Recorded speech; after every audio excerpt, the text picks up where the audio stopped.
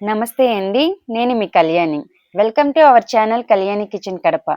ఈరోజు ఈ వీడియోలో ఇంట్లోనే ఒక స్పైసీ మసాలా పౌడర్ తయారు చేసి చూపించేస్తున్నాను. ఈ మసాలా పౌడర్ వేసి ఏ నాన్ వెజ్ కర్రీ తయారు చేసినా, ఏ వెజ్ కర్రీ తయారు చేసినా అదిరిపోతుంది టేస్ట్ అనేది. అలాగే వెజిటబుల్స్ ఫ్రైకి, నాన్ వెజ్ ఫ్రైకి కూడా యూజ్ చేసుకోవచ్చు. ఈ పౌడర్‌ని బయటే ఉంచినా కూడా 1 మంత్ వరకు ఫ్రెష్‌గా అలానే ఉంటుంది. అస్సలు పాడవదు. ఈ మసాలా పౌడర్‌ని తయారు చేసుకొని ఒక బాక్స్‌లో స్టోరేజ్ చేసుకున్నామనుకోండి, ఎప్పుడైనా మనం కర్రీస్ తయారు చేసుకునేప్పుడు చాలా తక్కువ టైంలోనే తయారు చేసుకోవచ్చు. టేస్ట్ కూడా చాలా బావుంటుంది. మా ఇంట్లో నేను తయారు చేసుకున్న ఈ మసాలా పౌడర్‌ని మీతో కూడా షేర్ చేసుకుంటున్నాను. వీలైతే ఒకసారి ట్రై చేయండి. ఇంకా ఆలస్యం లేకుండా వీడియోలోకైతే వెళ్ళిపోదాం. స్కిప్ చేయకుండా చూడండి. అలాగే లైక్ చేసి సబ్స్క్రైబ్ చేయండి. ఆల్రెడీ చేసిన వాళ్ళైతే ఒక చిన్న లైక్ చేసి హైప్ ఇవ్వండి. ముందుగా మసాలా పౌడర్‌ని తయారు చేసుకోవడానికి మసాలా దినుసులను తీసుకోవాలి. ఇక్కడ నేను స్టార్ పువ్వు ఒక 3 వరకు తీసుకున్నాను. అలాగే వీడియోలో చూపించినంత దాల్చిన చెక్క అయితే తీసుకోవాలి. అలాగే 2 బిర్యానీ ఆకులు కూడా తీసుకోవాలి. 1 టేబుల్ స్పూన్ జీలకర్ర తీసుకున్నాను.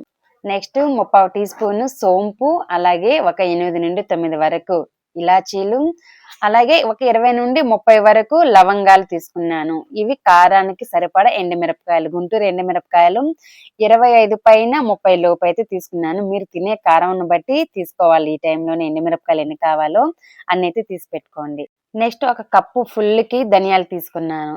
ధనియాలు అనేది ఓల్డ్ స్టాక్ కాకుండా ఒక ఫ్రెష్‌గా ఉన్న స్టాక్‌ని తెచ్చుకోండి. టేస్ట్ బావుంటుంది మసాలా పౌడర్.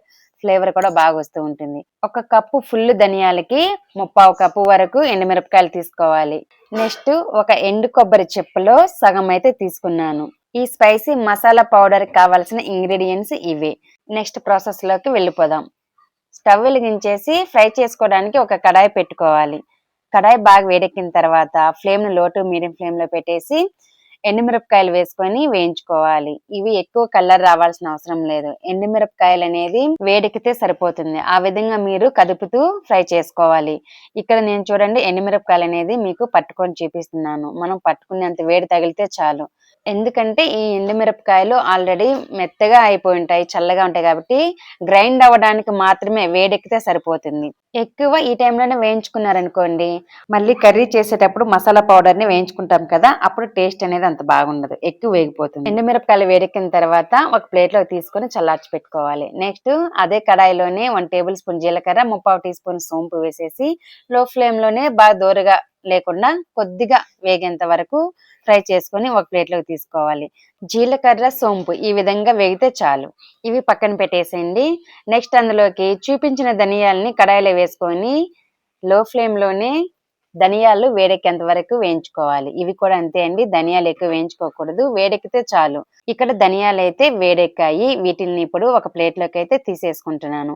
ఈ విధంగా ఫ్రై చేసుకుంటేనే మీకు మసాలా పౌడర్ మంచి ఫ్లేవర్‌తో 1 మంత్ వరకు అలాగే ఉంటుంది. ధనియాల్ని ఎక్కువ వేయించుకున్నారంటే అప్పటికప్పుడు తయారు చేసుకునే కర్రీకైతే పర్వాలేదు. మనం స్టోరేజ్ చేసుకుంటున్నాం కదా! ఎక్కువ వేయించుకున్నామనుకోండి ఆ ఫ్లేవర్ మొత్తము బయటకు వెళ్ళిపోతుంది.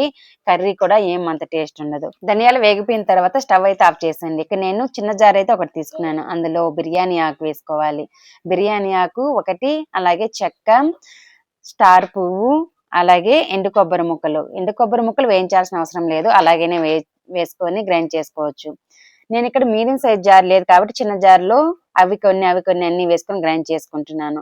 మీ దగ్గర మీడియం సైజ్ జార్ ఉంటే అందులో అన్నీ ఒకేసారి వేసేసి బాగా గ్రైండ్ చేసుకోండి. నేనిక్కడ 2 వాయిలుగా గ్రైండ్ చేసుకున్నాను కాబట్టి చూపించిన పదార్థాలన్నీ కొద్ది కొద్దిగా అన్నీ వేసుకుంటూ గ్రైండ్ చేసుకుంటున్నాను. ఈ మసాలా పౌడరు మీడియం జార్‌లో వేసుకొని గ్రైండ్ చేసుకోవడం కన్నా కూడా చిన్న జార్ ఉంటుంది కదా! అన్నిటికన్నా చిన్న జార్‌లో వేసి గ్రైండ్ చేసుకుంటే చాలా మెత్తగా పౌడర్ అనేది తయారవుతుంది. మీకు వీలైతే మీడియం సైజ్ జార్ కన్నా కూడా చిన్న జార్‌లో వేసుకొని గ్రైండ్ చేసుకోండి. మీకు ఫైన్ పౌడర్ లాగా చాలా బాగొస్తుంది స్మూత్‌గా. ఇక్కడ జార్‌లో నేను అన్నీ కొన్ని వేసుకొని మూత పెట్టి మెత్తగా అయితే గ్రైండ్ చేసుకున్నాను. మంచి కలర్ కూడా ఉంటుందండి ఈ మసాలా పౌడరు. ఈ మసాలా పౌడర్ ఇంట్లో తయారు చేసుకున్నామనుకోండి, బయట నుంచి గరం మసాలాలు కూడా తెచ్చుకోవాల్సిన అవసరం లేదు. అంత టేస్టీగా ఉంటుంది ఈ మసాలా పౌడరు. ఇక్కడైతే నేను గ్రైండ్ చేసుకున్నాను. గ్రైండ్ అయిన ఈ మసాలా పౌడర్‌ని ఒక బౌల్‌లో కానీ లేదా ప్లేట్‌లో కానీ వేసుకోండి. నెక్స్ట్ సేమ్ అదే విధంగా మిగిలినవన్నీ కూడా వేసుకుంటూ మూత పెట్టుకొని గ్రైండ్ చేసుకోవాలి. మీరు ఎండుమిరపకాయలు అనేది తినే కారాన్ని బట్టి ఈ టైంలోనే వేసుకొని గ్రైండ్ చేసుకోవాలి. మళ్ళీ కర్రీ తయారు చేసుకునేటప్పుడు వేసుకోవడం కన్నా కూడా ఈ టైంలోనే గ్రైండ్ చేసి పెట్టుకున్నాం అనుకోండి మళ్ళీ వేసే అవసరం ఉండదు. కాబట్టి ఈ టైంలోనే వేసుకొని గ్రైండ్ చేసుకోండి. ఇక్కడ నేను రెండో వాయి కూడా గ్రైండ్ చేసుకొని ఒక కడాయిలో అయితే వేసేసుకున్నాను. నేను 2 సార్లుగా గ్రైండ్ చేసుకున్నాను కాబట్టి మొత్తం ఒకసారి అయితే మిక్స్ చేస్తున్నాను. మీరు ఒకేసారి మీడియం సైజ్ జార్‌లో వేసి గ్రైండ్ చేసిన వాళ్ళైతే మిక్స్ చేయాల్సిన అవసరం లేదు. అలాగైనా ఒక బాక్స్‌లో వేసుకొని స్టోరేజ్ చేసుకోవచ్చు. ఇక్కడ నేనైతే బాగా స్పైసీగా ఉన్న మసాలా పౌడర్‌ని అయితే తయారు చేశాను. చాలా ఈజీగా ఈ మసాలా పౌడర్‌ని తయారు చేసుకోవచ్చు. నేనైతే ఒక 10-15 మినిట్స్‌లో తయారు చేసేసాను. ఈ మసాలా పౌడర్‌ని తయారు చేసుకుని ఒక బాక్స్‌లో స్టోరేజ్ చేసుకున్నాం అనుకోండి, కర్రీ తయారు చేసినప్పుడు అల్లం వెల్లుల్లి పేస్ట్ వేసేసి ఈ మసాలా పౌడర్‌ని ఎంత కావాలో వేసుకొని కర్రీ చేసుకున్నామంటే చాలా ఈజీగాను అయిపోతుంది. టేస్ట్ కూడా బాగుంటుంది. అంతే అండి, సింపుల్‌గా టేస్టీగా తయారు చేసుకుని స్పైసీ మసాలా పౌడర్ అయితే రెడీ అయిపోయింది. ఈ మసాలా పౌడర్ తయారీ విధానం మీకు నచ్చితే మీరు కూడా ఇంట్లో తప్పకుండా ట్రై చేసి కర్రీస్ తయారు చేసుకోండి. చాలా సులభమైన పద్ధతిలో కర్రీస్ కూడా రెడీ అయిపోతాయి. ఇక్కడ ఆ రోజు ఈవినింగ్ నేను క్యారెట్ ఫ్రై అయితే తయారు చేశాను. ఆ క్యారెట్ ఫ్రైకి ఈ మసాలా పౌడర్ వేసి ఫ్రై చేశానండి. చాలా బాగుంది. ఏ వెజిటబుల్ ఫ్రైకైనా, నాన్ వెజ్ ఫ్రైకైనా వేసుకోవచ్చు. అలాగే నా ఛానల్‌లో మరెన్నో హెల్తీ రెసిపీస్, టేస్టీ రెసిపీస్ ఉన్నాయి. ఒకసారి చూసేయండి. ఈ వీడియో పూర్తిగా చూసిన వాళ్ళందరికీ చాలా థాంక్ యూ అండి. ఇంకో మంచి వీడియోతో వస్తాను. బాయ్.